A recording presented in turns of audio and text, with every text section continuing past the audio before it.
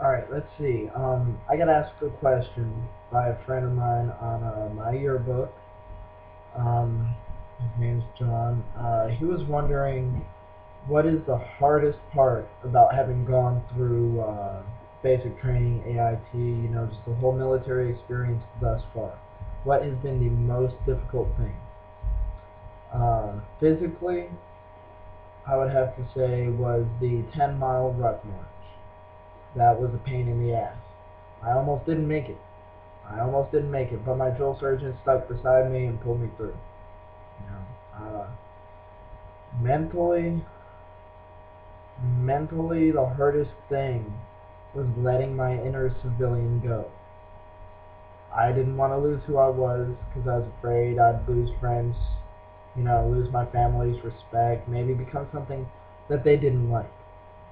That wasn't the case. I still have all my friends.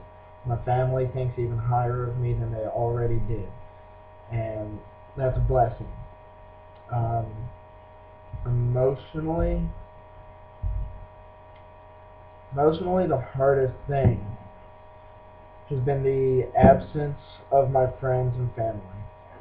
It's been a pain. It hasn't gone away. It hasn't numbed. You never stop missing them. When you graduate basic training in AIT, become regular Army, you might get the chance if you've accrued time, um, or you're lucky and you actually get stationed close enough to them, unless you're National Guard, of course, and you're going home after all this. But if you're active Army and you're lucky enough to get stationed near home, where you accrue time and go home, you'll be fine. However, I'm getting out of AIT September, and in October I'm deploying. There's that risk. You know. However, you could also get lucky, and you could get put somewhere close to home and not see a deployment for a couple of months. I know somebody who won't be deploying for 4 months. They're getting stationed like 6 states away from home, but they won't be deploying. So they can accrue time at that base and go home, see their family on holidays, or just put in a request for leave when they want a vacation to go see them. Um, the Army is definitely a test of strength. Mental, emotional, physical. It's all one big test. But the payoff is well worth it.